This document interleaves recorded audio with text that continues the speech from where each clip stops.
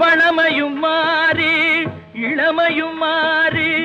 வன்பல் விழுந்திரு கண்கள் இருண்டு வயது முதிர்ந்து நரைதிரை வந்து வாத விரோத குரோதமடைந்து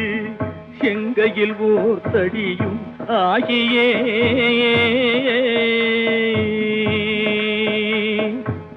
வருவது போவது ஒரு முது கூனும் மந்தியனும்படி குண்டி நடந்து மதியும் அழிந்து செவி திமிர் வந்து வாயறியாமல் விடாமல் மொழிந்து கலகலவென்று